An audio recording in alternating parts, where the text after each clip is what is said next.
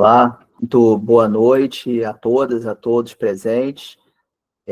Meu nome é Wallace Ferreira, eu sou professor da UERJ, do CAP da UERJ, e coordenador do Laboratório de Ensino, Pesquisa, Extensão e Ciências Sociais, o LEPEX, da UERJ.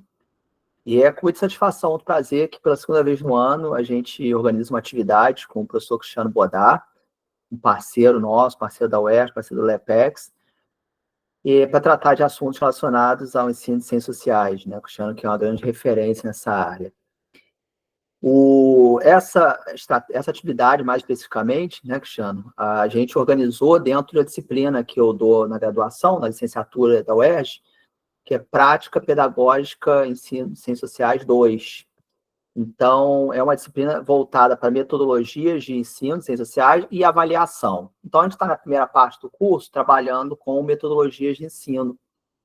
E quando eu estava organizando o programa, eu pensei nessa possibilidade, você prontamente aceitou que eu e todos os companheiros da UERJ aceitaram, e a gente pensou em fazer uma atividade maior para que pudesse alcançar outras pessoas, outros estudantes, outros professores, e a gente pudesse estar trabalhando tanto com a formação inicial quanto com a formação continuada, que são objetivos do nosso laboratório, né? Então, para a gente é muito importante esse tipo de atividade. Só fazendo uma rápida apresentação do Cristiano, um extenso currículo, embora, de certa forma, o Cristiano dispense apresentações, né? Mas o Cristiano é professor de Sociologia da Federal de Alagoas, doutor em Sociologia na USP, pós-doutorado na UNB, desde esse ano, bolsista de Produtividade e Pesquisa, CNPq, acho que na última vez que a gente fez uma atividade tinha acabado de sair o resultado, né? Então, é professor também na pós-graduação, o programa de pós-graduação em Sociologia da Federal de Alagoas, né? Onde também é vice-coordenador e integra a linha de pesquisa Corpo, Cultura e Conhecimento. Um dos fundadores da ABEX, com ampla atuação, essa entidade que é muito importante para a nossa área, né? Associação Brasileira de Ciências Sociais, e ciências sociais muito importante, porque envolve antropologia, ciência política e sociologia, inclusive uma série de trabalhos que têm sido feitos nessa área, né, Cristiano? Livros e produções estimulando que a gente pense a sociologia na educação básica muito para além só da sociologia, né? Então, não só do ponto de vista político, mas do ponto de vista da construção didática pedagógica, você tem estimulado que nós do país inteiro, eu tenho orgulho de ter participado de alguns dos livros, conceitos, categorias, de antropologia, ciência política, sociologia, material esse que eu até levei para meus alunos, alguns se interessaram muito. E interessante observar o alcance. Muita gente ainda não conhece a riqueza desses materiais que têm sido produzidos, essa parceria entre a ABEX e editora Café com Sociologia, né? O Cristiano também é o editor do blog Café com Sociologia, que tem uma série de materiais e vale muito a pena aqueles que não conhecem irem ao blog Café com Sociologia e pesquisar. E a editora Café com Sociologia para ver a riqueza, né? Produções de livros, verbetes, enfim, que lá estão. Então, Cristiano, mais uma vez eu te agradeço, passo para você a palavra e que seja bastante rica e produtiva esse contato, essa parceria e que ainda renda muitos frutos. Obrigado, viu?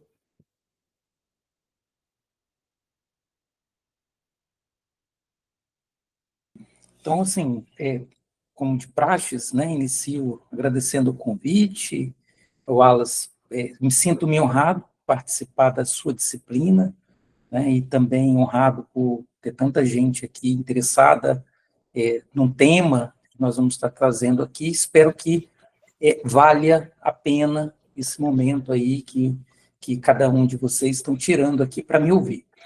E aí a proposta, o convite do Wallace, ele vem no sentido de eu trazer uma fala, uma contribuição, né, em torno do tema metodologias do ensino de sociologia. Então, esse é o meu tema, que eu vou tentar trazer algumas reflexões aqui. E aí, para pensar esse tema, né, para falar desse tema, eu estou me ancorando aqui, fundamentalmente, em duas obras. Uma obra de minha autoria, denominada O que Aprender para Ensinar Sociologia, publicado ano passado, e uma obra denominada Questões Étnico-Raciais nas Aulas de Sociologia, publicado há poucos meses, né, cuja autoria tem a participação do Fábio, que está aqui presente com a gente, o Caio, que está aqui presente, o Caio dos Santos Tavares, o Fábio Monteiro de Moraes, né, que hoje é doutorando na UFPE, e que foi me orientando durante o mestrado. Né? Na verdade, ambos foram orientando os biólogos. E tive a oportunidade, o prazer de produzir essa obra juntamente com eles. Então, a minha exposição aqui, ela está ancorada nessas duas obras, né, as reflexões que vão aparecer tanto em uma quanto em outra. Uma obra, ela é mais uma reflexão um pouco mais teórica, né, que é o que é aprender para ensinar sociologia, e da obra Questões Étnico-Raciais nas Aulas de Sociologia, eu vou trazer dessa obra alguns exemplos de metodologias, né, de proposta mais prática para ensinar a disciplina. Então, a ideia é fazer aqui com vocês uma exposição, no primeiro momento, de cunho mais teórico, metodológico, uma vez que toda prática docente tem que ter uma teoria pedagógica que oriente essa prática, e depois, no segundo momento, demonstrar alguns exemplos práticos de como mobilizar esse arcabouço pedagógico que eu vou estar apresentando no primeiro momento. Então, a ideia é fazer dois movimentos aqui nessa exposição. Obviamente, farei de forma muito aligerada, até por conta do nosso tempo, né, e ficaria também bastante exaustivo também estar aqui trabalhando com muitos exemplos ou aprofundando muito a reflexão teórica. Então, eu vou fazer uma exposição muito mais ligeira.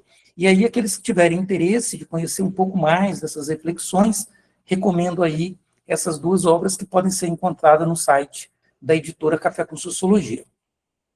Pois bem, primeiro que, quando a gente vai falar de metodologia, a primeira pergunta que aparece é qual é a sociologia que nós temos e qual é a sociologia que efetivamente nós queremos para o ensino médio. No sentido de que pensar que existe sempre uma sociologia adiante, mais qualificada, mais aprimorada, que eu, professor, preciso correr atrás dela. Fazendo isso, eu tenho sempre a possibilidade de que minha aula de hoje ela seja melhor do que a de ontem e de amanhã ela possa ser melhor do que a que eu estou executando hoje. Então, é sempre nessa perspectiva. O que eu tenho feito até aqui? E aí eu convido vocês que me ouvem fazer essa reflexão. Qual é a sociologia, qual é a aula que eu tenho feito? E qual é a aula que eu gostaria de dar? Qual é a aula, como que eu gostaria de conduzir a minha aula de sociologia? Estou fazendo essa reflexão, é muito importante. E quando nós fazemos essa reflexão, nós geralmente nos deparamos, nesse processo de autorreflexão, em duas possibilidades de ensino de sociologia. Uma possibilidade que é aquela que nós chamamos de pedagogia depositária, né? Aquela que o meu aluno ele é passivo, onde eu sou o sujeito ali que sou responsável pela transmissão do conhecimento e cabe ao meu aluno apenas absorver. E digo isso de forma muito honesta, no sentido de que, a despeito que haja um discurso de que essa pedagogia ela não é interessante, que ela, ou seja, há um desprezo teórico, um desprezo no discurso desse tipo de pedagogia, mas na prática a gente acaba fazendo isso, se vê fazendo isso de forma até muito constante. Então, isso tem a ver com as condições de trabalho, enfim, né? Não vou adentrar aqui quais são os motivos que nos levam a promover uma aula muito mais expositiva, muito mais nós como sujeitos transmissores e os alunos como meros receptores. E, por um outro lado, né, tensionando um outro polo, nós podemos pensar numa sociologia mais crítica, uma sociologia que efetivamente promova a participação ativa dos alunos, não apenas na aula, mas uma participação ativa no mundo social, a capacidade de participar do mundo social de forma ativa, né, e não como um mero sujeito, mas como agente, né, agente transformador da sua realidade, né, do seu cotidiano. Então, a gente tem essas duas sociologias. Claro que eu estou falando aqui em termos pedagógicos, né? Em termos de perspectivas, também nós temos sociologias diferentes. E aí nós precisamos sempre refletir que sociologia eu tenho levado para a sala de aula. É uma sociologia conservadora ou é uma sociologia mais revolucionária, mais reformista, ou reformista, ou, enfim, crítica? E isso também vai aparecer na nossa aula, né? Se formos honestos, nós vamos perceber que, ora, nós temos uma prática docente muito mais tendendo a conservar do que a transformar. E, obviamente, isso tem a ver com o processo de formação de cada um, tem a ver com o lugar de fala de cada um.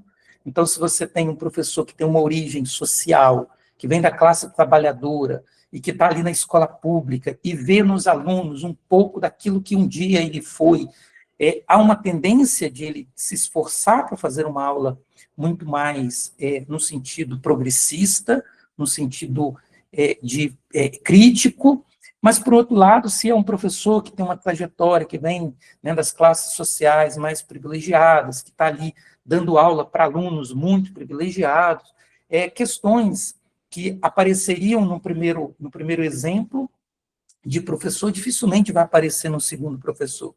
Então, o fato é que a sociologia ela chega na escola de formas diferentes, né? Isso tem a ver com o perfil dos alunos, tem a ver com a forma como a escola ela está organizada, o currículo escolar, e também com a predisposição, hábitos do professor. Então, a gente precisa sempre pensar nesse sentido. E, e isso acontece, né, tanto a questão pedagógica, de ser uma educação crítica, ou uma educação depositária, não uma educação dialógica, ou uma educação depositária, ou num campo político, ser uma educação transformadora, crítica, ou, por um outro lado, uma educação conservadora, tudo isso acontece de forma quase que no automático, né? A gente não para raciocinar o tempo todo, porque é muito resultado do nosso hábitos, e aí hábitos aqui eu estou considerando o conceito bourdieusiano como predisposição a formas de pensar, formas de crer, formas de agir, que tem a ver com a nossa trajetória. Dito isso, se nós temos essa tendência de agir não de forma racionalizada, nós precisamos dar um passo atrás quando nós damos aula e racionalizar mais os processos de ensino-aprendizagem. Isso é um ponto importante. Considerando que, quando a gente fala de educação formal, nós estamos falando justamente do processo de racionalização do ensino, né, da transmissão de conhecimento. Diferentemente do conhecimento do senso comum, onde a transmissão, né, nas relações do senso comum, onde as coisas acontecem de forma desorganizadas, não há uma hierarquia de saberes, né, no seu processo de transmissão, por isso que se demora muito, né, no cotidiano a gente aprender as coisas. Na escola, a ideia da escola é um espaço de sistematização do conhecimento para maximizar os resultados ali. Então, a gente tem 50 minutos para dar conta de explicar uma ideia que levou 50, 100 anos para ser desenvolvida. Esse é o nosso dilema, muitas vezes, em sala de aula. Então, quanto mais racionalizado, ou seja, quanto mais clareza no qual é o objetivo da minha aula, o que eu pretendo com ela, qual é o método que eu vou usar, se esse método ele vai auxiliar a alcançar o objetivo ou não, se a metodologia que eu estou adotando, ela potencializa a busca desses objetivos ou não, tudo isso racionalizado me permite qualificar minha aula. Então, o que eu estou chamando no primeiro momento é a atenção de que nós precisamos racionalizar. E aí, quando fala de racionalizar, eu estou pensando, nós precisamos considerar alguns elementos importantes, que vai desembocar na forma que nós vamos dar aula de sociologia. Primeiro, entender que o processo de ensino-aprendizagem envolve etapas, né? Etapas de processo de ensino-aprendizagem. E o ensino de sociologia, em particular, precisa, no ensino de sociologia, nós precisamos considerar alguns critérios que orientam a nossa prática. O primeiro critério, e aí estou falando primeiro, mas não no sentido de que um é primeiro que o outro, mas são 3 critérios aqui que se somam, é o critério epistêmico. Ou seja, uma aula de sociologia, necessariamente, eu preciso mobilizar o conhecimento epistêmico. Então, não há aula de sociologia sem conhecimento epistêmico. Então, eu tenho que racionalizar isso. Então, quando eu vou planejar minha aula, né, se é uma aula temática, eu vou optar por dar uma aula sobre movimento social. Eu preciso racionalizar de maneira que seja muito claro qual é o conhecimento epistêmico que eu vou mobilizar para dar minha aula de movimentos sociais. Se eu não fizer isso, o que vai estar acontecendo é que eu vou estar dando aula de qualquer coisa, menos de sociologia. Posso estar dando aula de senso comum, eu posso estar dando aula de história, eu posso estar dando aula de jornalismo, eu posso estar dando aula de qualquer coisa. Se não tem conhecimento epistêmico das ciências sociais, não vai ser uma aula de sociologia. Isso é importante, né? Não podemos deixar de dar uma aula de sociologia, já que é para isso, né, que nós nos formamos, é para isso que nós fomos contratados. Um segundo critério na prática de ensino é considerar que existem aspectos cognitivos e formativos envolvidos no processo. Ou seja, diante de mim, eu tenho um aluno que tem um desenvolvimento cognitivo específico. Então, eu não posso, por exemplo, dar uma aula para uma turma ignorando o desenvolvimento cognitivo dessa turma. É como se eu pegasse, por exemplo, querer pegar uma aula minha da pós-graduação e dar essa mesma aula no ensino fundamental. Ou o inverso. As duas coisas acabam sendo prejudicadas. Ou uma por não gerar compreensão, porque não há um desenvolvimento cognitivo capaz de acompanhar aquele conteúdo, ou simplesmente porque eu infantilizei o conteúdo demais para um determinado grupo. Então, eu tenho que respeitar o desenvolvimento cognitivo e a evolução formativa dos meus alunos, no sentido de que eu não posso começar, por exemplo, uma aula explicando algo que exija um conhecimento pretérito, sem garantir que os meus estudantes conheçam esse conhecimento pretérito. Então, por exemplo, não me parece que não é adequado dar uma aula sobre indústria cultural, sem antes deixar claro para os alunos, ou seja, aulas anteriores, explicar o que é cultura. Então, como entender a indústria cultural se eu não sei o que é cultura? Como entender a indústria cultural se eu não sei o que é capitalismo? Se eu não sei o que é consumo? Então, como nós temos uma aula muito curta e não dá tempo de nós abarcarmos todo o conjunto de conceitos, de conhecimentos que ancora aquela aula, eu preciso planejar a minha aula respeitando as etapas formativas dos meus alunos. Então, sempre começando do mais simples para o mais complexo. Ou seja, e qual é o ponto inicial do mais simples? Né? Porque eu estou falando que a gente começa do mais simples. E mais simples é uma coisa muito relativa. Relativo no sentido de mais simples em relação ao quê? Mais simples de acordo com o desenvolvimento formativo do meu aluno. Então, para isso, eu posso começar uma aula perguntando o que os meus alunos conhecem, o que eles sabem. Então, eu faço primeiro uma leitura de onde estão os meus alunos para poder conduzi-los num processo acumulativo de conhecimento. Então, também a gente não pode dar uma aula onde nós vamos ficar andando em círculo. Essa figura que eu coloquei aqui para lembrar desse ponto que eu acho que é muito importante. Se eu não desenvolvo um plano de aula, um plano de disciplina, que considera do mais simples para o mais complexo, no sentido de que meu aluno vai acumulando conhecimento, o que acontece é uma aula em círculo. Então, é como, por exemplo, em termos práticos, eu gosto sempre de citar minha experiência de vida. Quando eu comecei a minha quinta série, eu comecei a estudar inglês. E a professora, naquela ocasião, ela me ensinava verbo to be e to have, na quinta série. Na sexta série, eu voltei a estudar inglês, verbo to be, to have. Sétima série, verbo to be, to have. Oitava série, verbo to be, to have. No primeiro ano, verbo to be, to have. No segundo ano, verbo to be, to have.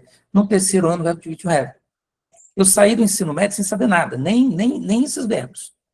Porque eu gerei também uma certa cisma com a disciplina, porque a disciplina ficava sempre a mesma coisa, sempre a mesma coisa. Então, não havia um sentido progressivo. E muitas vezes, e aí eu estou fazendo essa crítica à disciplina de inglês, dentro da minha experiência, obviamente, nós temos professores de inglês brilhantes, né, no país, mas eu tive essa experiência negativa com um conjunto de professores, não foi só um professor, e nós, professores de sociologia, muitas vezes repetimos a mesma coisa. Então, vamos dar aula sobre a origem da sociologia no primeiro ano, segundo ano, a origem da sociologia, terceiro ano, a origem da sociologia. Aí o mesmo aluno, você é professor da mesma escola, ele estuda 3 anos o mesmo conteúdo. Que não há um preparo progressivo, porque não houve um respeito justamente ao desenvolvimento cognitivo e formativo dos alunos. Isso é muito prejudicial, isso desestimula os alunos a ter interesse. Então, eu preciso planejar a minha aula, quando eu vou pensar o processo de ensino-aprendizagem, eu preciso considerar justamente o que os meus alunos sabem para avançar a partir dali. Considerando que ninguém vai para a escola, as famílias não levam seus filhos para a escola para eles aprenderem o que eles já sabem. Né? Espera-se que a escola transmita conhecimentos científicos, conhecimentos, saberes do campo acadêmico, e em outro ambiente esse aluno ele não vai adquirir. E um terceiro critério, quando nós vamos ensinar sociologia, é o aspecto didático e contextual, no sentido de que todo conhecimento precisa passar por um processo de transposição didática adequado àquela disciplina, adequado àquela faixa etária. Então, se eu estou dando aula, por exemplo, eu não posso pegar um conteúdo que eu ensino para o terceiro ano e ensinar isso no ensino fundamental. O conteúdo, veja, o conteúdo vai ser o mesmo. Eu posso dar uma aula sobre movimentos sociais na pós-graduação, na graduação, no terceiro ano, no segundo ano, no primeiro ano do ensino médio e no ensino fundamental, não tem problema nenhum. O que vai mudar é a didática que eu vou aplicar para gerar o engajamento, gerar a aprendizagem. Então, eu preciso considerar o processo de transposição didática. Eu não posso ignorar isso. Então, é muito comum, por exemplo, os alunos que saem da graduação terem os professores da graduação como espelho, como referência para ensinar. Isso é muito problemático, porque o professor da graduação ele tem um público muito diferente.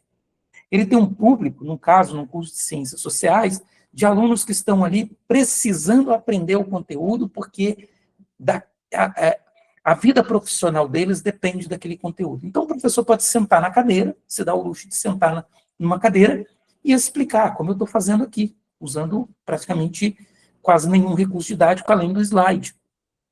Mas isso, muitas vezes, não é suficiente para um aluno de ensino médio, então eu preciso adequar. E qual é o grau de adequação da didática que eu vou usar para o meu público? É justamente essa capacidade que nós precisamos ter de identificar. Por quê? Porque a didática ela tem que ser mobilizada para potencializar a aprendizagem e não substituí-la.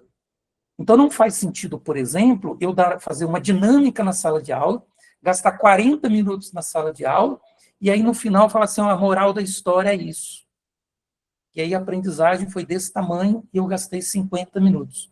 Então, a gente precisa também balancear a relação entre recurso didático, que é o tema, estratégia didática, recurso didático, e a aprendizagem do aluno. Então, eu preciso balancear. Isso tem a ver também com o público. Então, se eu tenho uma turma que ela não é engajada nas aulas, ela não tem interesse nas aulas de sociologia ou em aula nenhuma, muito provavelmente eu vou ter que mobilizar muito mais recursos didáticos, ou seja, implementar esforços didáticos, do que uma turma, por exemplo, de terceiro ano que esteja se preparando para o Enem. Então, por exemplo, eu tive experiência ainda bastante antes do Enem, de dar aula para curso de pré-vestibular. Né? Hoje tem preparatórios do Enem e tal, não tive essa experiência. Mas eu cheguei a dar aula para cursos de pré-vestibular. Nesses cursos de pré-vestibular, que a maioria era alunos de terceiro ano, uso de recursos didáticos, de dinâmica, de qualquer coisa, era mal vista pelos alunos, porque os alunos estavam ali sedentos de aprender o conteúdo, porque eles precisavam passar. Então, para aquele público, eu precisava entender qual é o volume de esforço didático que eu precisava levar para eles. Isso também tem a ver com capital cultural. Então, você tem uma turma que tem um capital cultural maior, uma turma que tem um capital cultural menor, isso também vai impactar num grau de didatismo que nós vamos precisar. Então, por exemplo, eu estou aqui falando para alunos de graduação, professores do ensino médio, professores do ensino superior. Imagine se eu quisesse, para didatizar mais o meu conteúdo aqui, vou contar uma história, e ficar contando uma historinha para ensinar uma coisa que eu posso falar com uma frase. Provavelmente vocês iam achar um pouco desagradável, um pouco desapropriado, porque o público é diferente, então preciso considerar isso. Um outro aspecto é o contexto. A aula de sociologia, né, ela não pode ser deslocada do contexto aonde ela está sendo ensinada, porque entendo eu que o objetivo da sociologia na educação básica é capacitar os alunos para compreender o mundo social.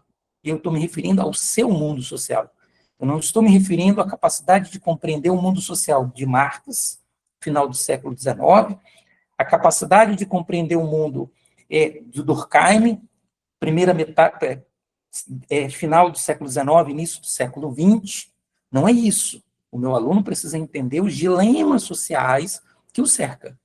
Então, eu preciso contextualizar e recontextualizar o conteúdo. Como assim contextualizar e recontextualizar? Todo conteúdo, né, todo conhecimento, ele é produzido em um contexto. Eu, professor, eu preciso compreender o contexto que ele foi produzido para poder entender aquele conteúdo. Mas não necessariamente passar para o aluno esse contexto. Eu preciso fazer uma recontextualização para o tempo presente. Então, ao invés de eu falar de exército de reserva, lá da realidade inglesa do final do século XIX, eu preciso falar do desemprego brasileiro. E aí mobilizar aquele conhecimento produzido naquele contexto para explicar esse contexto, para que o aluno possa realmente compreender qual é o sentido da sociologia. Porque para ele pouco importa entender o desemprego na França, na Inglaterra do século XIX, explicado por Marx. O que importa para ele é muito mais entender por que o pai dele, quando fica desempregado, mesmo tendo um curso superior, leva meses desempregados. E aí, obviamente, o conceito de exército de reserva, lá no final do século XIX, ajuda a entender o contexto atual. Então, são critérios fundamentais para que a aula de sociologia ela seja um pouco mais qualificada. Considerando esses critérios aqui, eu tenho pensado, né, um esforço relativamente recente, a partir de duas noções que estão presentes na literatura, embora pouco sistematizado, né, e eu tenho feito esse esforço justamente para sistematizar essas noções, que é a noção de alfabetização sociológica e de letramento sociológico, que eu trato naqueles textos, naqueles 2 livros que eu mencionei no início. E eu tenho apostado, nesse momento, né, que essas noções me ajudam a organizar mentalmente a minha aula, de maneira que eu consiga atender esses 3 critérios. O critério epistêmico, ou seja, que a aula seja efetivamente de sociologia, o desenvolvimento cognitivo, respeitar o desenvolvimento cognitivo e formativo dos alunos, e considerar os aspectos contextuais e didáticos. Pois bem, e aí o que é isso, né, que eu estou chamando de alfabetização sociológica? A alfabetização sociológica, grosso modo, né, porque não daria tempo de a gente discutir aqui pormenores, mas a gente pode definir da seguinte maneira, como se a alfabetização sociológica seria a capacidade, né, desenvolvida pelo aluno ou pelo professor, a capacidade de dominar os códigos linguísticos das ciências sociais. Códigos linguísticos aqui das ciências sociais, eu estou me referindo aos conceitos, às categorias, noções, às teorias, os métodos das ciências sociais. Então, a alfabetização sociológica é a capacidade de compreender isso. Então, essa compreensão é fundamental para que a aula seja de sociologia. Então, como eu disse, se eu vou trabalhar um tema e eu não trabalho nenhum conceito das ciências sociais, nenhuma categoria das ciências sociais, nenhuma noção, nenhuma teoria, nenhum método, eu estou dando aula de qualquer outra coisa, menos de ciências sociais. Então, é fundamental nós pensarmos que nós temos como um dos objetivos da nossa prática docente é que os nossos alunos adquiram esse domínio do código linguístico das ciências sociais. Isso não quer dizer que nós vamos formar mini-sociólogos, mas nós temos que permitir que os alunos acessem esses conceitos, essas noções, essas categorias, porque o conceito, ele amplia a nossa visão de mundo. Então, mesmo que no primeiro momento é um domínio de um código linguístico, um tanto que de reprodução, então o aluno vai entender o que é exército de reserva, no caso, o exemplo que eu dei anteriormente, ao mesmo tempo que no primeiro momento ele vai entender o que é exército de reserva, vai saber escrever o que é exército de reserva, mas a partir do... Se ele entende o que é exército de reserva, um mundo diferente se abre. Então, ele vai começar a pensar, então, no capitalismo, a produção de profissionais qualificados não é uma solução, mas é uma estratégia justamente para garantir a exploração da força de trabalho, garantir salários menores, garantir trabalhos mais precários, porque há disputa de gente querendo emprego. Veja que, ao conhecer o conceito, ele amplia a sua perspectiva de realidade. Quando ele amplia a sua perspectiva de realidade, ele começa a desnaturalizar. Então, ele não acha mais que o pai dele é um cara preguiçoso e fica, por isso, sem arrumar emprego durante algum tempo. Mas ele começa a perceber que existe uma explicação para isso científica. E aí a gente está falando daquilo que nós chamamos nas ciências sociais de estranhamento e desnaturalização. Então, a alfabetização sociológica, o acesso aos códigos linguísticos das ciências sociais promove estranhamento e desnaturalização. Agora, há um risco que nós precisamos estar atentos, que esse risco é transformar a aula em uma aula depositária, uma aula bancária. Então, não estou dizendo com isso que nós devemos ir para a sala de aula e começar a ensinar conceitos e categorias e noções, né? Não é isso. Não é isso. Eu estou me referindo a introduzir na aula, mobilizar na aula, esses códigos linguísticos como ferramentas explicativas do objeto de ensino, que sejam movimentos sociais, desemprego, violência, qualquer que seja. Mas esse código linguístico ele é apropriado pelos alunos como uma ferramenta explicativa, né, para entender como que, nas ciências sociais, como cientistas sociais, em algum determinado momento, explicaram aquele fenômeno. Então, veja que, nesse primeiro momento, não é o aluno que está explicando o fenômeno, ele está entendendo como os sociólogos, os antropólogos, os cientistas políticos explicaram, no seu tempo, fenômenos sociais. E aí há um domínio do código linguístico.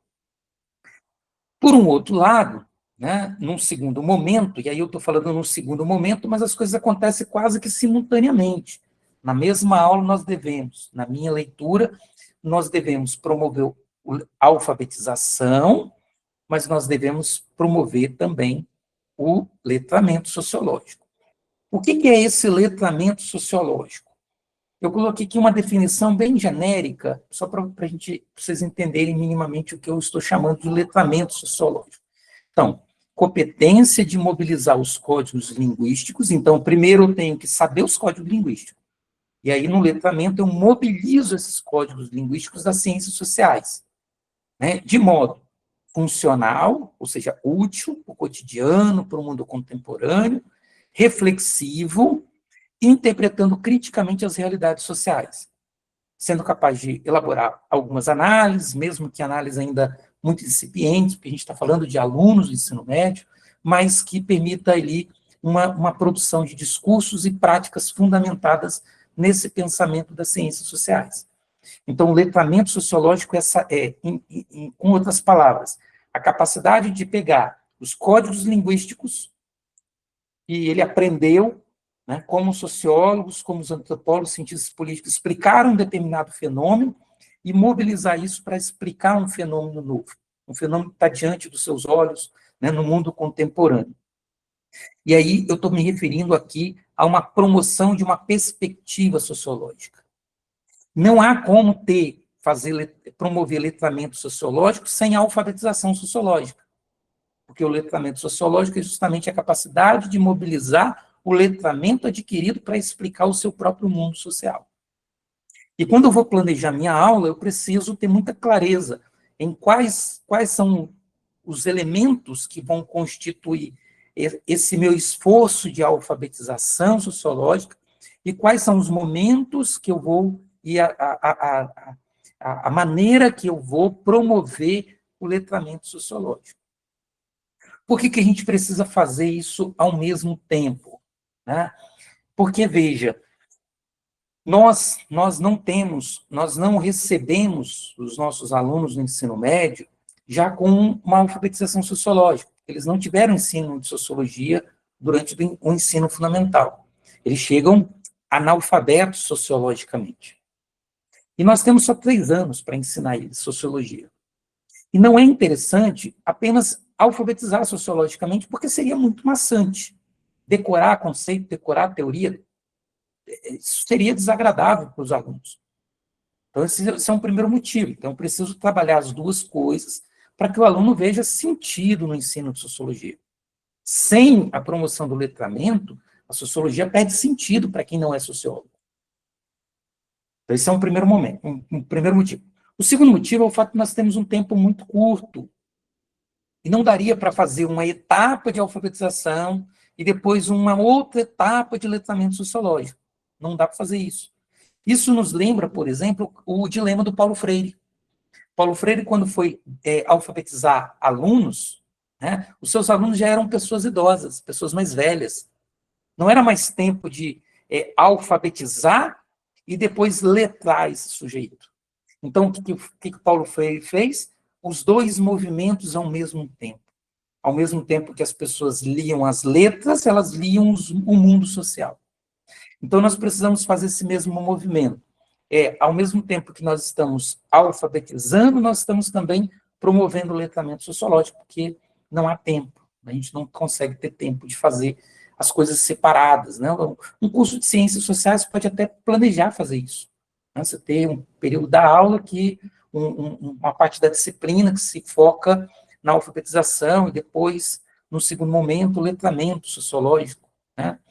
No ensino médio seria improvável e seria desgastante.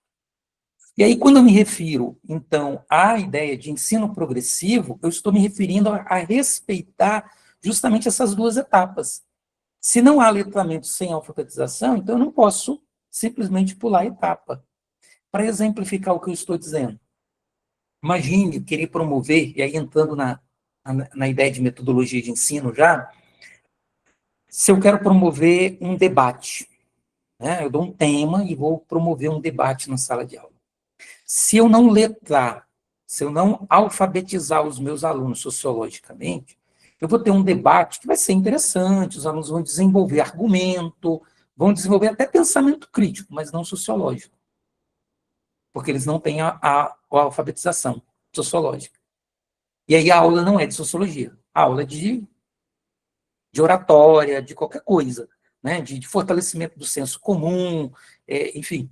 Mas não seria uma aula de sociologia, porque eu não respeitei o momento de apresentar para eles as ferramentas explicativas do mundo social, em forma de alfabetização, para que eles possam mobilizar essas ferramentas enquanto letramento sociológico.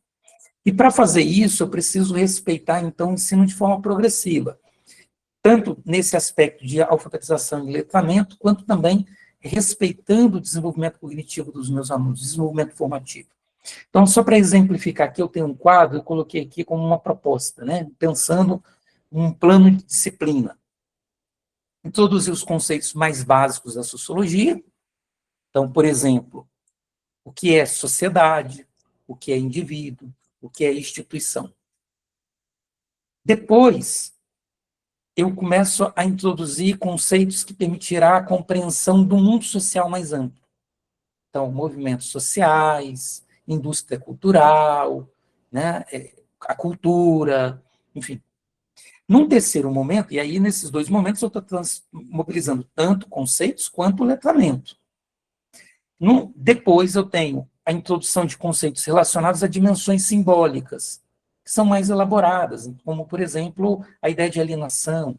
É difícil você começar, primeiro ano, primeira aula, vou dar uma aula de alienação. Não faz sentido algum. Então, aqui é só um exemplo para mostrar a possibilidade, dicas de como possibilidade. E aí, uma vez entendidas as dimensões simbólicas, meu aluno vai ser capaz de entender as estruturas mais amplas.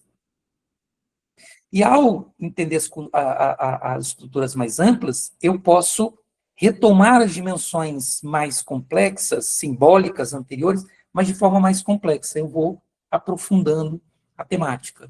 Então, é como se fosse, por exemplo, no primeiro momento eu trabalho cultura, mas na frente eu vou trabalhar indústria cultural, e aí eu avanço para a ideia de ideologia, produção de cultura, né, a invenção das tradições, etc. e tal. Eu preciso fazer esse movimento para que o ensino realmente seja efetivo.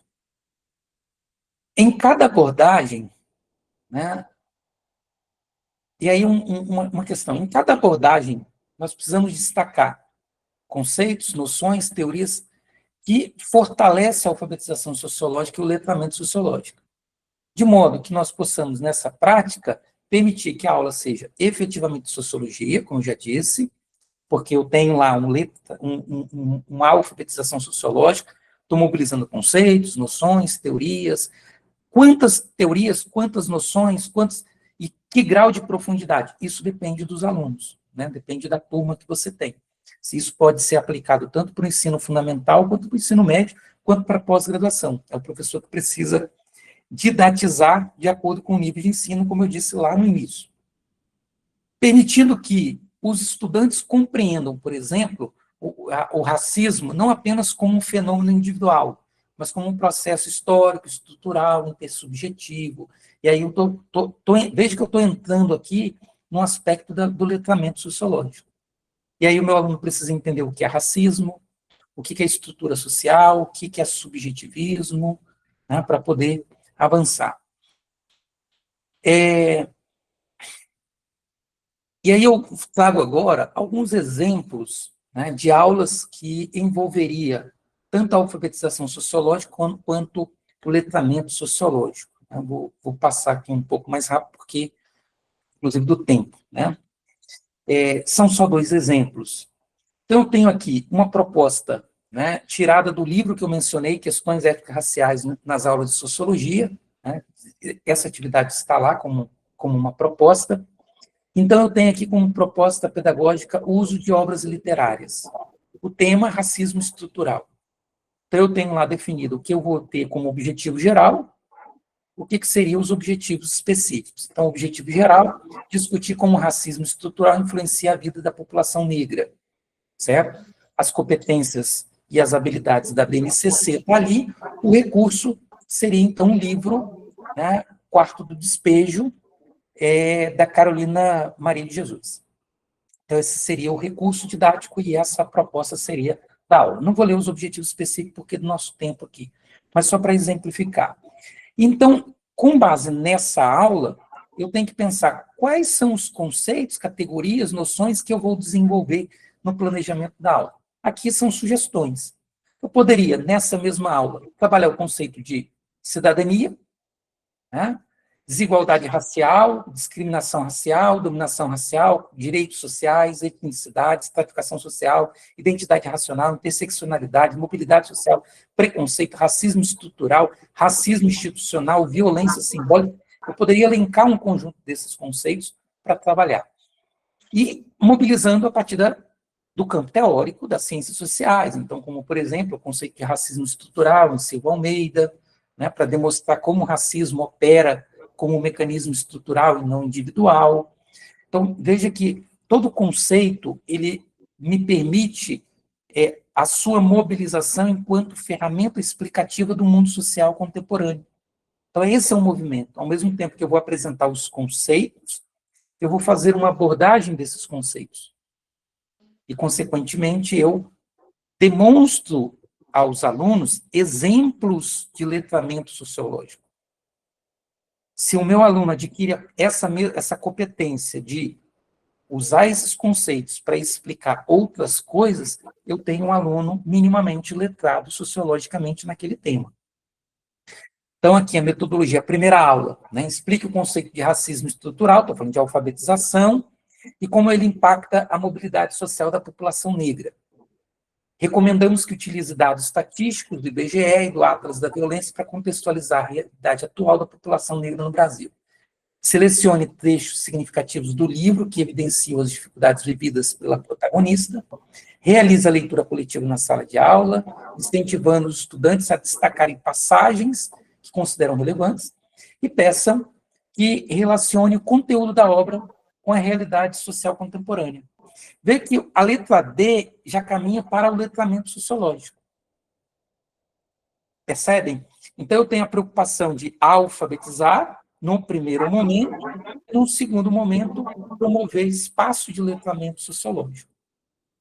Então, numa segunda aula, né, ainda nesse mesmo tema, promover um debate sobre o racismo estrutural, aí, veja que agora é o espaço do desenvolvimento do letramento. Então, eu vou estimular os alunos a refletirem sobre o livro e refletirem sobre o seu mundo social e como que esse livro dialoga com o seu mundo social.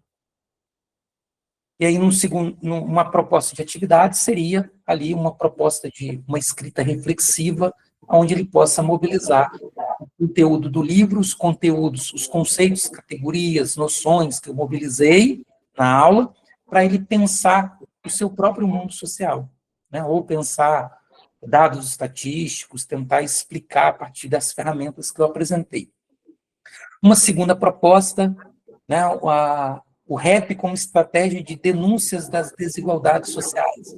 Objetivo geral, compreender como o RAP denuncia desigualdades raciais. Eu usaria essa música aí em tela. Definiria quais são os conceitos que eu vou trabalhar e como que eu vou mobilizar esses conceitos. Certo? Por quê? Porque aqui, de um lado, eu tenho a alfabetização dos conceitos, e no outro lado, eu tenho exemplificação de letramento sociológico. Então, o aluno vai pensar como que esses autores pensaram, mobilizaram aqueles conceitos para pensar o mundo social. Então, são modelos exemplares, para que eles possam, a partir desses exemplos, eles possam se esforçar também em mobilizar esses conceitos. E aqui tem a metodologia, como que seria, né? Vou passar por conta do tempo. Uma terceira proposta aqui, que aparece também nesse mesmo livro que eu mencionei, Questões Étnico-Raciais nas aulas de Sociologia, por isso que os temas, todos eles aqui são temas de questões étnico-raciais. Podcast como estratégia de denúncias das desigualdades raciais. Né? Poderia também promover, ou como proposta, apresentar para os alunos podcasts prontos, ou levar os alunos a produzir o podcast, ou fazer justamente as duas coisas, apresentar podcast para que eles possam desenvolver podcast. Ao desenvolvimento do podcast, eu preciso primeiro alfabetizar os meus alunos, apresentar para eles ferramentas explicativas e promover e estimular para que no podcast eles possam mobilizar esses conceitos para explicar a realidade social. Se eles forem capazes de fazer isso, eu tenho alunos demonstrando que realmente desenvolveram ali o letramento sociológico. Está aqui os conceitos, mesma lógica, né? Enfim. Então, Cristiano, rapidinho, tem um eco, eu acho que é da Thaísa. Está aparecendo aqui o som dela ligado. Thaísa, se puder dar uma desligadinha no som, acho que parou, né? Desculpa, Cristiano. Então é isso. Aí abrimos aí para perguntas. Desculpa por ter estendido mais do que 40 minutos, Wallace. Acho que a gente nunca consegue ter. Maravilhoso. Bom, a gente pode abrir para as questões. Tem uma, logo de início, eu acho que posso colocar ela, e depois outros colegas, né, vão respondendo. A Alicia perguntou assim, lá no início, Como seria essa racionalização diante das avaliações diagnóstica, formativa e somativa dentro da sociologia?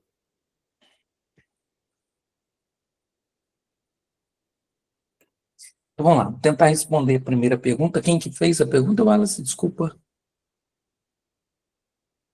Microfone. Lícia Carvalho. Lícia.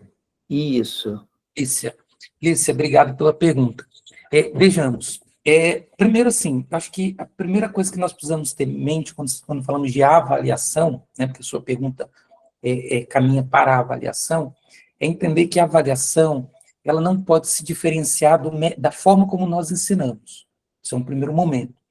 Então, por exemplo, as mesmas formas que eu apresentei ali como atividade, como aula, eu posso replicar isso como avaliação. Então, por exemplo, o próprio processo de produção do debate pode ser a avaliação.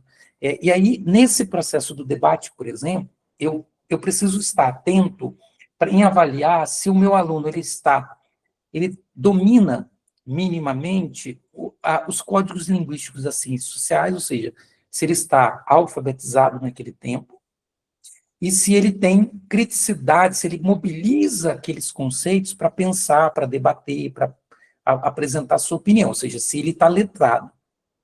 Por que eu preciso fazer essa avaliação em separado?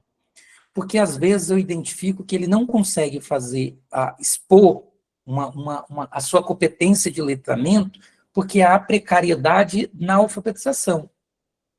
Então, eu preciso saber também aonde que eu falhei ou aonde o aluno não conseguiu acompanhar, para que eu possa rever o conteúdo, já que parto do pressuposto que a avaliação ela tem como finalidade maior averiguar o processo de aprendizagem para a gente ajustar as rotas, né? E não para simplesmente definir nota, definir quem vai passar de ano, quem vai reprovar. Acho que isso é muito mais uma preocupação do sistema do que deveria ser uma preocupação dos professores. Acho que nós, professores, a gente precisa estar muito mais preocupado se os alunos estão efetivamente aprendendo ou não o conteúdo. Então, no processo de avaliação, eu preciso sempre permitir, numa prova, testar se o aluno aprendeu dentro daquele conteúdo, se ele se alfabetizou e se ele letrou. Então, por exemplo, uma prova tradicional, prova escrita tradicional, eu posso começar uma prova de perguntas. Eu posso começar perguntas sobre conceitos, no primeiro momento. E, num segundo momento, criar uma situação para que o meu aluno ele mobilize o conceito. Agora, isso precisa ser exatamente nessa ordem. Eu não posso fazer na ordem inversa. Por que eu não posso fazer na ordem inversa? Porque se o meu aluno ele não foi alfabetizado dentro dos conceitos que eu estou exigindo na prova, ele não vai conseguir responder uma questão que envolva letramento. Ele vai encher de senso comum dele, ele não vai conseguir fazer. E se ele não consegue fazer a primeira questão, a segunda questão, a terceira questão, porque as questões que ele sabe fazer estão lá embaixo, ele já desanima a fazer a prova. Ele já fica desanimado. Então, sempre ideal de qualquer prova que nós vamos aplicar, que comece com o mais simples para o mais complexo. Porque isso estimula. Então, o aluno lê a primeira questão, essa eu sei.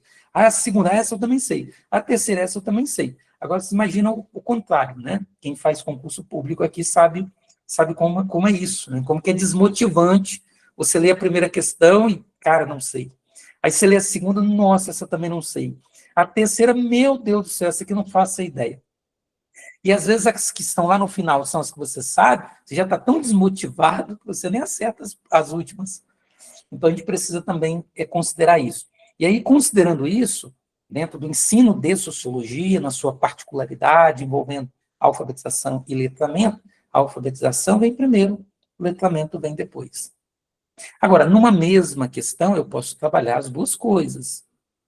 Agora, eu não posso, por exemplo, criar uma única questão, né, que é muito comum, às vezes, o professor, por motivos, às vezes, de falta de tempo, enfim, ele faz uma questão para os alunos fazerem uma redação. E, às vezes, a questão que o professor está fazendo já está exigindo um certo grau de letramento sociológico. E se o aluno não se alfabetizou, ele não consegue desenvolver. Então, se o professor trabalhou, por exemplo, 10 conceitos, o aluno aprendeu não aprendeu esses conceitos, ele não consegue fazer o letramento sociológico. Então, se ele, às vezes, então eu preciso fazer, primeiro, diagnosticar como é que está o estágio de alfabetização, para depois eu diagnosticar qual é o estágio de letramento. Eu preciso fazer uma atividade, mesmo que seja uma única atividade, mas que seja capaz de que essas duas coisas sejam diagnosticadas, até para saber aonde eu preciso retomar. Eu preciso retomar conceitos que os alunos não entenderam. Então, se eu estou lá, o exemplo que eu dei, né? Se eu peço para que ele explique por que que o pai dele, ou o pai dos alunos, algumas pessoas, ficam desempregadas muito tempo, mesmo sendo qualificados. Se ele não entender o conceito de exército de reserva, ele não vai saber responder isso. Para responder isso, ele precisa conhecer o conceito. Então, na prova, primeiro eu preciso checar se ele conhece o conceito. Porque, veja, é uma etapa posterior. Saber o conceito não garante que se aprendeu a mobilizá-lo. Ou seja, alfabetizar não garante o letramento.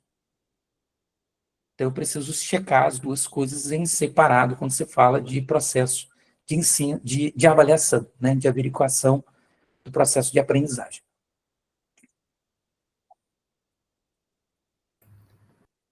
Eu tenho aqui duas questões, mas antes eu abro e pergunto se alguém tem alguma. Então, vai a minha, né, agora, então, Cristiano. Duas coisas. Eu queria te perguntar, na tua opinião, qual o papel das metodologias ativas no ensino de sociologia atualmente? E a segunda questão tem a ver com as metodologias ativas. A gente estava lendo um texto que fiz uma pesquisa de relatos de experiência de uso de metodologias ativas no ensino de sociologia no Brasil. E de onde mais vêm esses relatos, os artigos publicados, são do Sul. E aí a gente estava até conversando. Por que tu acha que é do Sul? No Sul do país tem mais produções relacionadas a metodologias ativas, entendeu? Usados no ensino de sociologia. Então, o papel e por que o Sul tem produzido mais trabalhos sobre essas experiências. Então, veja, primeiro eu vou te responder com relação à ideia de metodologias ativas, né? É um conceito que nós precisamos, é uma noção, uma categorização de uma determinada prática, que nós precisamos ter um certo cuidado, né, com isso. Por quê? Porque, primeiro, que a ideia de você ter uma prática docente onde os alunos estão ativamente participando do processo, isso é uma realidade de muito tempo. Então, assim, não é uma novidade, né, como se a ideia de metodologias ativas começou a aparecer na literatura mais contemporânea, como se fosse a grande novidade. Na verdade, se a gente pegar, por exemplo, livros falando de livros da metade do século XX, de sociologia, que circularam nos anos 30, anos 40, tem ali propostas de metodologia que a gente chamaria hoje de metodologias ativas. Inclusive, tem um livro chamado Sociologia Viva, que parte do pressuposto que os alunos têm que estar operando o tempo todo as ferramentas sociológicas ali junto com o professor. Né? Se a gente pega, por exemplo, Gilberto Freire, quando foi professor de sociologia na escola normal, nos anos 30, as aulas dele quase todas eram aula de campo. Né? Ele levava os alunos, as alunas, porque em geral eram mulheres, levava as alunas em instituições, né? Penitenciárias, hospitais, igrejas, e a aula era conduzida ali, em grande medida, pelos próprios alunos. Então, ele montava, dentre os alunos, grupos que participavam ativamente, né? É o que a gente chama hoje, poderia chamar hoje de seminários, né, onde os alunos participam e tal. Então, assim, essa venda, né, desse conceito de metodologias ativas surge contemporaneamente no bojo das políticas neoliberais, ou seja, na política que quer, em alguma medida, secundarizar o papel do professor. Né? Então, assim, o professor, eu tenho uma empresa educacional, eu não preciso contratar professor, eu posso contratar um tutor. porque a metodologia da minha escola privada ela é uma metodologia ativa, os alunos são produtores do seu próprio conhecimento, então não precisa ter professor. Então, assim, no extremo, a ideia de metodologia ativa, ela é perigosa. Ela é perigosa porque ela secundariza o papel do professor. O que eu acredito é que nós precisamos ter aulas dialógicas. Em que sentido dialógica? Onde todos os sujeitos envolvidos no processo de aprendizagem sejam atores, né, sejam agentes ativos, né, e não pensar... porque quando a gente fala de metodologia ativa, a gente não pensa no professor, é sempre na figura do aluno. Então, se perde a relação professor-aluno e a gente acaba virando as coisas que são criticadas de ponta cabeça. Então, a gente tem uma educação muito criticada, que é aquela educação onde o professor transmite o conhecimento, os alunos ficam em silêncio. O aluno não existe. O agente promotor do ensino é o professor. E aí a gente corre o risco, nessa perspectiva, no seu extremo, não estou dizendo que todo mundo que adota esse conceito, essa teoria, caminha por aí, eu só estou chamando atenção para o risco de fazer o inverso, de trocar uma pedagogia que os alunos desaparecem e o professor é o agente único, por uma pedagogia onde os alunos são agentes únicos e o professor desaparece. O professor é um orientador, é um tutor, é qualquer coisa menos esse sujeito que é referência dentro da sala de aula. Então, eu acho que a ideia de pensar uma educação, uma metodologia dialógica, ela é muito mais produtiva do que pensar em termos de metodologias ativas. Até porque o conceito, na minha opinião, é muito ruim, né? A metodologia, ela não é ativa. Quem são ativas são os sujeitos que mobilizam ferramentas, mobilizam estratégias, etc. e tal. Né? Então, há um processo de fetichização também da prática. Ou seja, a prática toma corpo por ela mesma. Então, é a ideia de que a metodologia é ativa. Não é a metodologia que é ativa, são as pessoas que estão inseridas no processo de ensino-aprendizagem que são ativos. Então a gente tem esses dois problemas, um processo de fetichização e um processo de secundarização da figura do professor. E aí a aula, sem o professor, a aula deixa de ser dialógica, ela passa a ser o inverso de uma pedagogia autoritária, né? Ela passa a ser uma pedagogia talvez anárquica, né? Onde a figura do professor não exige. Estou falando isso ao levado ao extremo, tá? Os extremos sempre é bom para a gente pensar nos dilemas e tal. A questão de relatos de experiência, né, o que se produz mais, se produz menos, Wallace, muitas vezes tem a ver muito mais com as dinâmicas do campo acadêmico do que com a prática de sala de aula, entende? Não quer dizer que professores do Sul, mais do Sudeste e do Sul, publicam mais artigos sobre determinadas práticas, não quer dizer que esses professores são os professores que mais usam essas práticas. Então, depende muito do universo acadêmico, porque o universo acadêmico, ele gera existe no universo acadêmico disputas conceituais, né, o que a gente chama de modismo acadêmico. Então, todo mundo tem que produzir usando tais autores, tais conceitos. Então, cada área, cada região do país, cada universidade tem as suas preferências. Então, é comum, muitas vezes, que determinadas áreas, por conta das preferências, haja um tipo de produção acadêmica, mas que não necessariamente reflete o que acontece na sala de aula.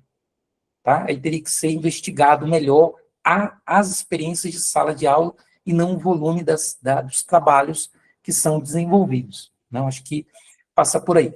E uma outra questão é que a gente precisa se desvencilhar, talvez, do conceito, né, para entender as práticas, porque, às vezes, aquilo que os professores não estão chamando, não estão usando o conceito de metodologia ativa, mas são aulas dialógicas, são aulas que os alunos participam, que os alunos são agentes importantes no processo. Né? Mas o professor não trabalha esse nome. Como eu disse, Gilberto Freire não usava. Delgado de Carvalho, que propõe um livro e a sociologia aplicada, o nome do livro do Delgado de Carvalho, propõe estratégias assim, ele não usava esse termo. Tem muitos professores que não usam esse termo, mas praticam, né, o que poderia ser enquadrado como essa prática. Então, tem algumas questões aí que poderiam ser exploradas. Maravilha. Os autores, né, as autoras, têm a hipótese de que a reforma do ensino médio tenha levado a um aumento do uso de metodologias ativas. Não sei, só assim na rede particular, talvez, né? Até mesmo com esse tipo de nome, a própria reforma vem no bojo desse tipo de política, desse tipo de ação por parte de muitas escolas privadas, né? É uma possibilidade. Mas eu acho, não sei se o crescimento dos mestrados profissionais talvez implique nisso também. Pode ser, né? Porque é uma produção maior na área. Tem três aqui. Tem um comentário, uma pergunta da Amanda e a Karina levantou a mão. Qual tu acha melhor primeiro? Karina, eu posso ler então as duas questões aqui, depois eu passo para você? Ou tu quer? Ó, Amanda Moura perguntou como trabalhar o letramento com a EJA, com apenas 30 minutos de aula por semana. E o Rafael fez um comentário, que é professor, eu, Rafael Douglas, enquanto professor de Sociologia há 12 anos, tenho percebido e me deparo com enormes desafios em minhas aulas de Sociologia com o avanço das gerações. E não é só você, Rafael. Acho que quase todos nós. E o que tenho percebido como maior desafio atual é a falta de interesse pela leitura, reflexão crítica e social, mesmo levando e diversificando alguns métodos de ensino. Qual a sua perspectiva, imagino, né, nesse sentido? Enfim, acho que, de fato, sabe que a nossa experiência no CAP, há alguns anos atrás, 10 anos atrás, a gente levava, às vezes, alguns textos didáticos, né, 3 páginas, 4 páginas. Hoje, às vezes, a dificuldade de usar uma página, de obter o retorno do estudante. É uma dependência enorme do celular, da linguagem audiovisual, mudou muito, de fato. Então, pode ser duas questões, a gente...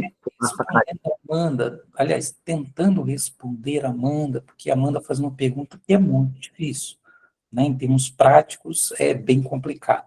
A mesma pergunta que a Amanda faz os 30 minutos, nós fazemos os 50 minutos. É desafio ensinar em 50 minutos.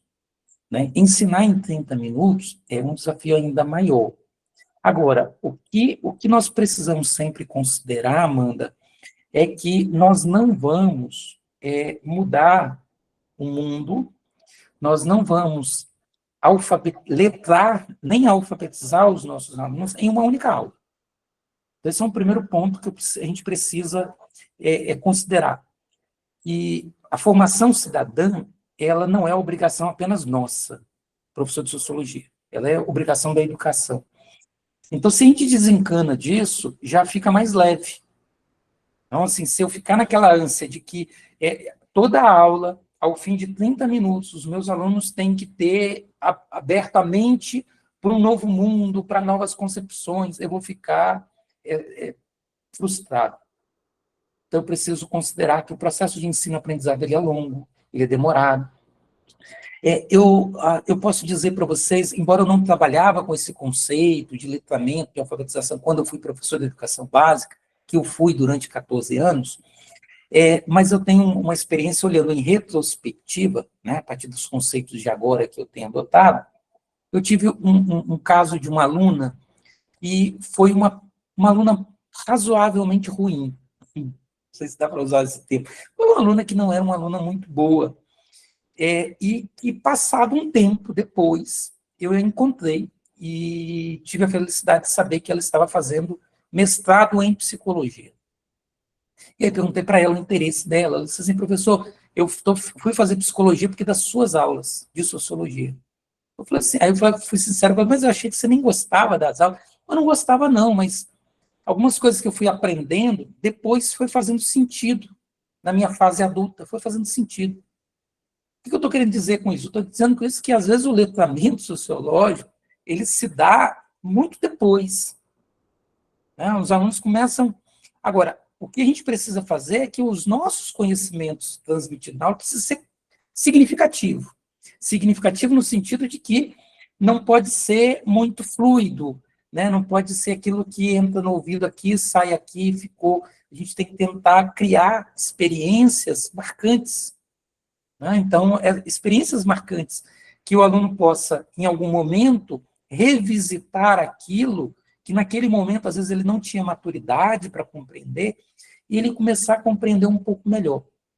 Então, é um pouco isso, Amanda, a gente não resolve as coisas tudo em 30 minutos, a gente precisa entender que o processo de desenvolvimento humano, ele se dá ao longo da vida, e o que ele aprende no ensino médio pode fazer muita diferença na sua trajetória. Eu acho que, eu tiro até a palavra pode, o que ele aprende no ensino médio faz diferença na sua trajetória, né? E muitas coisas são compreendidas muito posteriormente, porque a cultura é acumulativa. Então, a gente dá uma contribuição, e aí ela vai contribuir para alguma coisa. Quanto ao Rafael, eu acho que eu não preciso nem responder, o Alan já respondeu muito bem, né? Eu acho que a gente tem uma sociedade com dinâmicas muito diferentes, que não são dinâmicas propícias à reflexão, à leitura, à atenção, a ficar ali, como a gente está aqui há quase 2 horas já, vai fazer 1h40, eu acho, né? Que a gente está aqui prestando atenção numa pessoa falando numa tela. Isso não é para qualquer um, isso não é fomentada hoje entre os mais jovens. Então, é uma realidade diferente, a gente vai ter desafios diferentes, né? No passado, os desafios eram outros, né? Agora são desafios novos. Maravilha. Karina, já te pediu desculpa pela demora, a palavra está contigo. Eu vou falar rapidinho, professor. Primeiro, obrigada aos professores e aos demais colegas. Eu queria só compartilhar uma experiência, mas também perguntar, porque eu sou educadora popular de um cursinho, e eu dou aula de literatura e redação.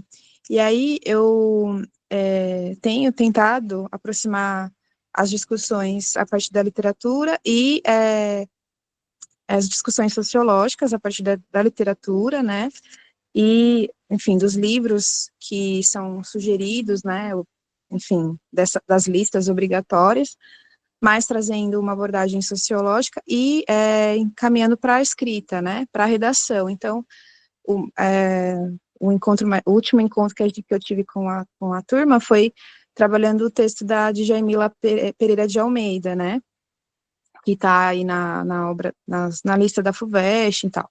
E aí a gente fala de um esquecimento, de um passado, na verdade é um questionamento, tensionamento, né, sobre esse esquecimento intencional de um passado colonial. Então, eu apresentei né, a autora, a obra, a gente fez uma discussão, a gente conversou bastante, e depois eles, né, foram escrever.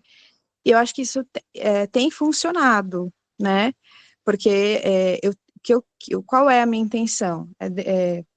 A partir das discussões, fazer com que eles percebam que eles têm conhecimento, porque eles chegam, eles e elas, os jovens e as jovens, eles chegam no cursinho com uma questão da autoestima, enfim, porque em algum momento disseram para eles que eles não sabem escrever, que eles, enfim, tudo que está né, em torno desse imaginário sobre a juventude, principalmente quando a gente está falando de uma juventude periférica, uma juventude negra, né, formada por pessoas pretas e pardas, juventude indígena, então, assim, trabalhadora, né, então, eu faço esse movimento da conversa para eles, assim, retomarem aquilo que eles já sabem, porque eles sabem, eles não chegam ali sem nenhum conhecimento, né, mas aí com o que eles sabem, com as teorias que a gente pode mobilizar sociologicamente, e com a literatura, né, tem dado, assim, eu tenho conseguido mobilizá-los para a escrita. É lógico que, assim, é sempre uma relação de trauma, porque é isso, né, em algum momento, repetidamente, foi dito para eles que eles não sabem escrever, e aí eles ficam, a todo tempo, eles falam isso para eles mesmos, assim, né, do tipo, não sei escrever, não vou escrever, meu texto não é um texto razoável para ser aprovado no vestibular, e aí eu vou trazendo exemplos também, olha, mas a sua escrita né, tá próximo dessa redação. Por que a sua escrita não é? Porque aí também eu vou aprofundando cada vez mais. Por que foi dito para vocês que vocês não sabem escrever, sabe? Também encaminhando para uma discussão sociológica, vai ser, a partir dessa mudança, assim, eu sei que outros professores fazem isso, eu não sou a primeira, não estou inventando a roda, mas, sabe, acho que tem que, de repente, mudar essa lógica, né, do tipo, vocês disseram isso para vocês não são isso, e aí mostrar, então, por exemplo, mesmo quando a gente está trazendo a Djamila Pereira de Almeida, que é a autora que está sendo mobilizada, e outras, como a Conceição Evaristo, falei, tem uma relação próxima, porque também foi dito para essas escritoras, que são mulheres negras, que elas também não sabiam escrever, e eu apresentei uma abordagem da própria Djamila Pereira de Almeida, que ela fala que a escrita dela não é considerada acadêmica, que era ensaística. Eu falei também da minha experiência. Então, assim, há uma questão, né, social, racial, do lugar que a gente ocupa socialmente, historicamente. Então, assim, a partir dessa questão, a gente avança para outras discussões, né? E eles vão participando, e aí eles começam a participar, a falar, olha o tanto de argumento que vocês têm, né? A experiência de vocês coloca vocês diante, né, vocês interagem nesse mundo social, então vocês têm condições de escrever sobre isso e mobilizar teorias, e estamos aqui, né, teorizando também. Então, eles vão para a escrita, não estou dizendo que resolve, mas é já uma outra pulsão, assim, com um outro movimento, sabe? E aí eu não sei, eu sei que a literatura também é mobilizada na sociologia, a gente tem, né, a sociologia, e no início, né, os textos literários, a literatura era também abordada para pensar as questões sociais, né, mas assim, acho que tem funcionado. Eu não sei, professora Cristiana, se você poderia falar alguma coisa nesse sentido,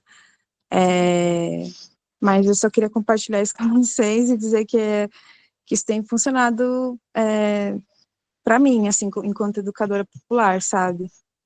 Eu sei que é um outro contexto, né, não é educação formal, mas, assim, eles estão vindo da educação formal, eles vêm já totalmente, enfim, com autoestima quase, né, assim, e aí você tem que mobilizar a partir da escrita, a partir da literatura, a partir de um engajamento que eles têm, né, e fazer com que eles reconheçam isso, porque assim, é um pouco perverso, né, ouvir os relatos dos próprios alunos em relação ao que eles estão vivendo também com a plataforma, com essas metodologias, né, de uma plataforma que tira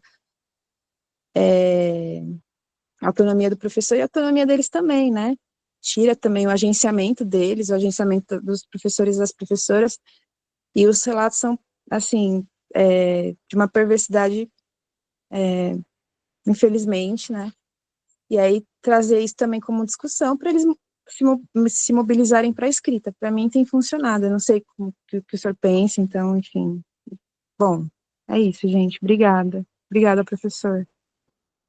Eu vou ser bem objetivo, assim, por conta do tempo.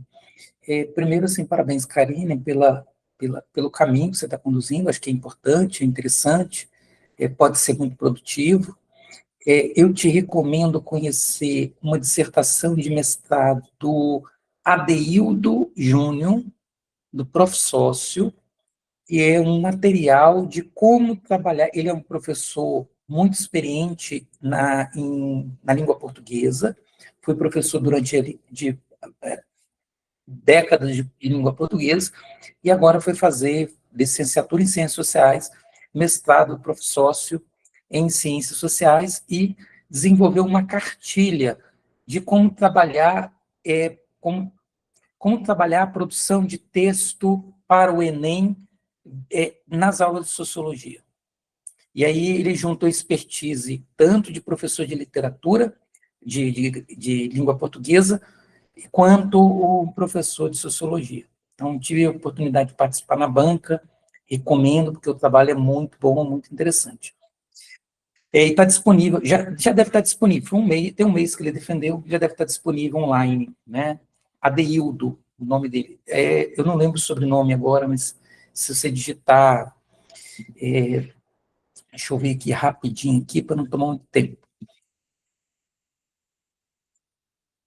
Adeildo 2711, ou Socioletras, ele tem esses dois perfis no Instagram, Socioletras. Então, é fácil encontrar, recomendar, enfim, mas é isso, parabéns. Eu acho que... Eu achei aqui, vou botar o link. Esse é a Sociologia no Enem, o Guia Prático no Ensino de Sociologia e Redação, 2025, né? Isso aí. Maravilha. Gente, a lista de presença para que possa ser gerado o certificado, eu coloquei aqui no chat. Então, Bom, eu posso encaminhar para a gente finalizar, até porque isso. do tempo, né? Então, assim, gostaria de agradecer imensamente cada um de vocês que estiveram aqui presente. Espero que tenha sido um momento produtivo. Peço já até certa desculpa pela rapidez da apresentação, de como as coisas foram por conta do tempo. Convido a fazer a leitura dessas duas obras, né, O que aprender para ensinar sociologia, Questões étnico-raciais no ensino de sociologia, que são obras já avançadas, e já faço a propaganda do meu próximo livro, que sai em janeiro, que é Da Alfabetização ao Letramento Sociológico, onde eu faço toda a discussão de forma minuciosa do que seria, como fazer, como mobilizar, né, como mobilizar nas aulas, nas avaliações, etc. e tal. Já faço essa propaganda. Em janeiro sai esse novo livro aí, Da Alfabetização ao Letramento Sociológico, né? Espero que possa ter uma boa recepção dessas reflexões que eu tenho feito, tentando minimamente contribuir para a qualificação do ensino de sociologia no Brasil. Então é isso, obrigado, Wallace, pelo convite, sigo à disposição, obrigado, mais uma vez, obrigado a cada um de vocês, e foi um prazer estar com vocês. Bom, vamos tirar uma foto, Cristiano. Sim, sim. Eu vou encerrar aqui a gravação e digo que ficará no YouTube, no canal do YouTube do LEPEX, da UERJ, essa atividade. E aí, quem puder ligar aí a câmera aí para sair